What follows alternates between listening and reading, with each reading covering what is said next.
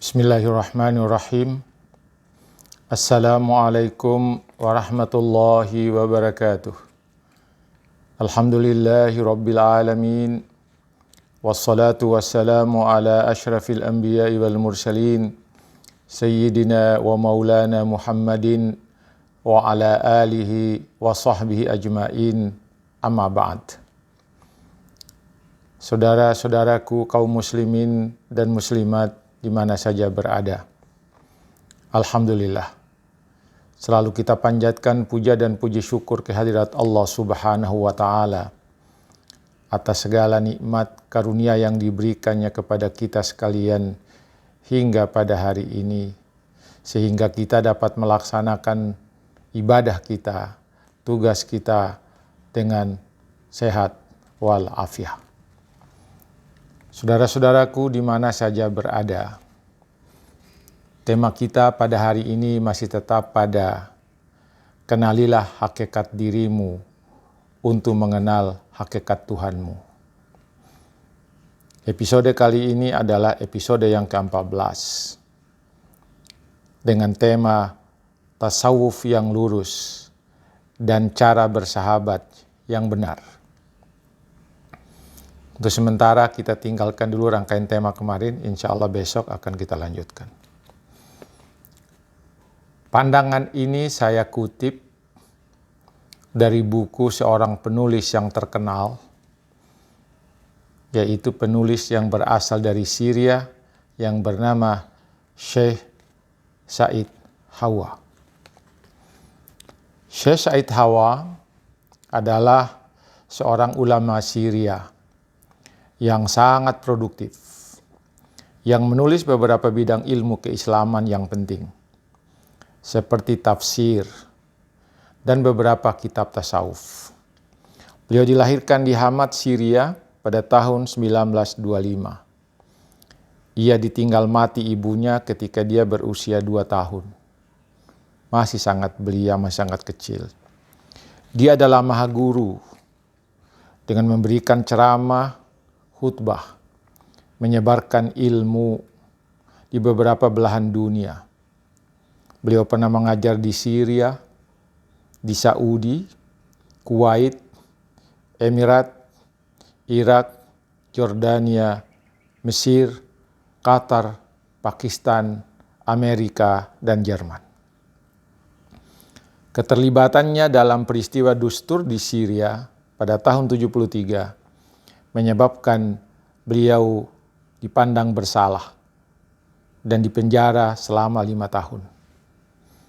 Tetapi kelihatannya Tuhan mengatur seperti itu. Penjara membawa hikmah tersendiri bagi beliau, yaitu beliau dapat menuliskan sebuah kitab tafsir yang lengkap, yaitu Al-Asas fit Tafsir, 11 jilid, luar biasa. Beliau meninggal pada 9 Maret 1989. Ada sejumlah buku bidang tasawuf yang telah beliau tulis. Salah satu bukunya yang sangat populer dan laris adalah Muzakkirat fi Manazilis Siddiqin Warrabaniyah. Buku ini diterjemahkan dengan beberapa terjemahan. Yang pertama adalah Rambu-Rambu Jalan Tuhan, Syarah Al-Hikam Syekh Ibnu Athaillah Al-Iskandari. Ada juga terjemahan yang bunyinya Mencapai Makam Siddiqin dan Rabbaniyin dalam Perspektif Al-Quran dan Sunnah, Syarah Al-Hikam Ibnu Athaillah Al-Iskandari. Ini dalam kaitan dengan kajian kita pada hari ini, saya ingin mengutip beberapa kutipan beliau, ucapan para sufi yang sebelumnya. Ini sangat menarik. Maka temanya adalah tasawuf yang lurus dan cara bersahabat yang benar. Gimana sebenarnya tasawuf yang lurus dan bagaimana sebenarnya bersahabat yang sesungguhnya dengan cara yang benar. Beliau menulis di dalam bukunya itu, As-Sari, seorang sufi, berkata, tasawuf mengandung 3 makna. Yang pertama, tasawuf yang cahaya ma'rifatnya tidak dapat memadamkan cahaya waraknya. Jadi cahaya ma'rifatnya terhadap Tuhan tidak dapat memadamkan cahaya waraknya seseorang sufi. Kedua, sufi yang lurus adalah sufi yang tidak membicarakan ilmu kebatinan yang menyalahi lahiriah Al-Quran dan Sunnah. Tidak menyalahi Al-Quran dan Sunnah. Dan yang ketiga adalah tasawuf yang tidak terjerumuskan oleh berbagai karamah untuk mengoyak tirai hal-hal yang diharamkan oleh Allah Subhanahu wa Ta'ala. Ini beliau kutip, jadi ada 3 tipe atau karakteristik dari sufi yang lurus.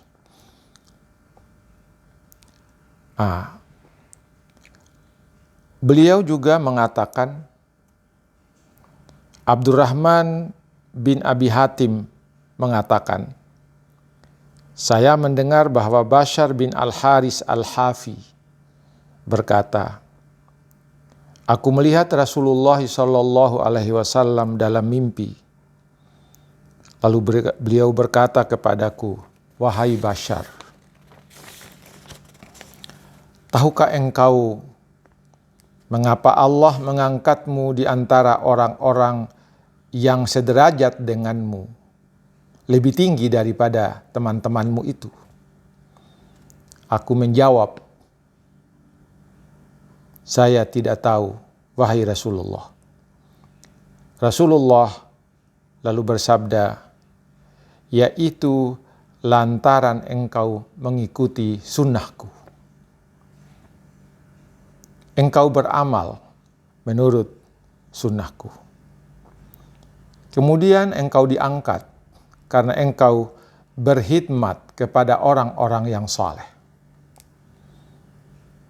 Yang ketiga, kamu diangkat derajatmu karena engkau memberi nasihat kepada saudara-saudaramu. Kemudian kamu diangkat oleh Allah karena engkau mencintai para sahabatku, engkau mencintai keluargaku.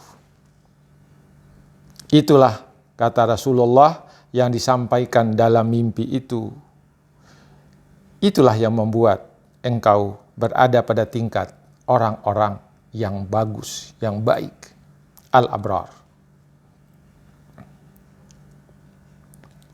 Selanjutnya, Said Hawa mengutip, ketika keadaan Ibnu Utsman berubah, maka Abu Bakar menyobek baju yang dipakainya. Dugaan saya mungkin bajunya terlalu mewah. Mungkin kan kemewahan itu ada riya di dalam hati pemakainya. Abu Utsman membuka kedua matanya sambil berkata, wahai anakku. Jadi Ibnu Utsman itu adalah anak dari Abu Utsman. Secara lahir ini menyalahi sunnah. Sementara dari segi batin pun merupakan tanda-tanda riya. Saya kira ini mengingatkan kita pada kemewahan yang memudahkan seseorang untuk menjadi riya. Kelebihan-kelebihan yang dimiliki oleh seseorang itu memudahkan seseorang untuk berada pada tingkat riya. Hati-hatilah. Walaupun engkau memiliki yang paling baik dari semua yang dimiliki orang, tidak perlu Anda riya. Tanamkan dalam hati wara dan tawadu. Walaupun engkau memiliki semua yang ada di alam ini, anggaplah kamu tidak memilikinya, sehingga hatimu tetap tawadu dan merendah. Beliau juga mengatakan, aku mendengar Muhammad bin Husain mengatakan, aku mendengar Muhammad bin Ahmad al-Malamiti berkata, ini ada sanad atau riwayat yang bersambung ini. Aku mendengar Abul Husain al-Waraq berkata, aku mendengar Abu Usman berkata. Jadi masih dalam cerita Abu Usman, salah seorang sufi yang hebat. Dia punya pandangan-pandangan yang bagus. Pandangannya kali ini adalah berkaitan dengan cara bersahabat yang baik. Kata beliau, bersahabat dengan Allah adalah dengan cara beradab yang bagus kepadanya. Selalu merasa takut dan tunduk kepadanya. Dan selalu muraqabah, merasa bahwa dimanapun dan kapanpun kita selalu diawasi oleh Allah. Itulah bersahabat yang paling baik. Cara bersahabat yang paling baik dengan Allah Subhanahu wa ta'ala. Kedua, bersahabat dengan Rasulullah. Walaupun beliau sudah meninggalkan kita, tetapi ada cara bersahabat yang ditunjukkan oleh Al-Quran, ditunjukkan oleh hadis Nabi, dan ditunjukkan oleh para sufi. Bersahabat dengan Rasulullah itu dengan jalan mengikuti sunnahnya dan berkomitmen kepada ilmu yang bersifat lahir.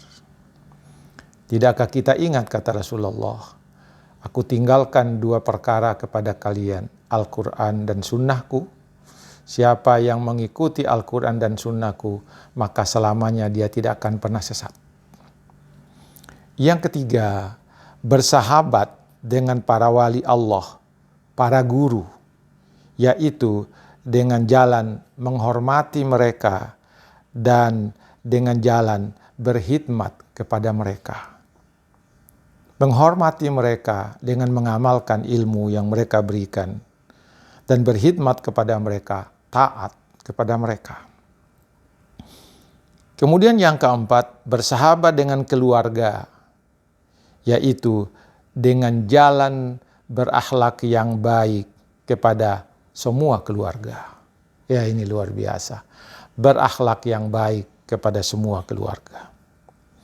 Kemudian yang kelima, kata Abu Utsman, bersahabat dengan para ikhwan, saudara sesama manusia, yaitu dengan jalan mempergauli mereka selama pergaulan itu tidak mengandung nilai dosa. Masya Allah, ini nikmat.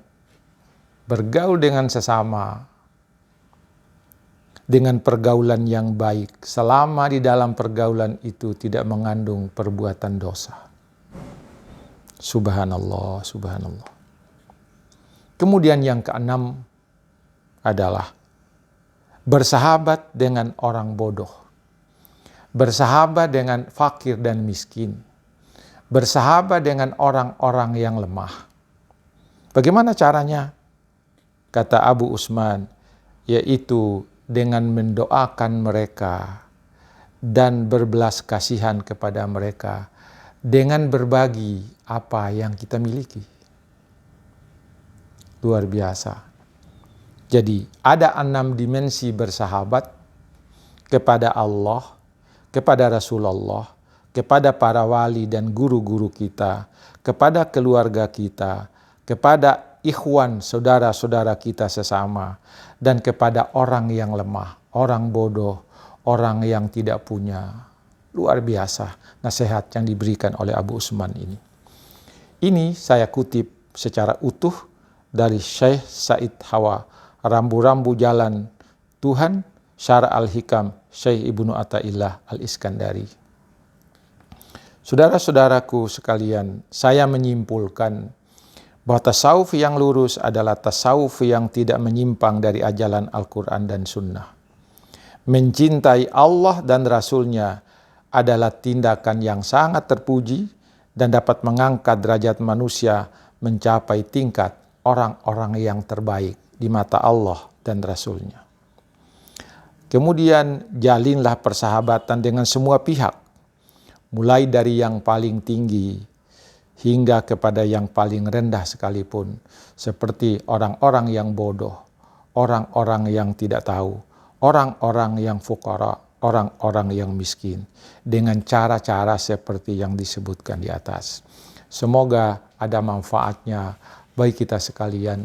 Semoga dengan mengenal diri kita secara hakiki, maka kita akan mengenal Allah secara hakiki pula. Sekian, wassalamualaikum warahmatullahi wabarakatuh.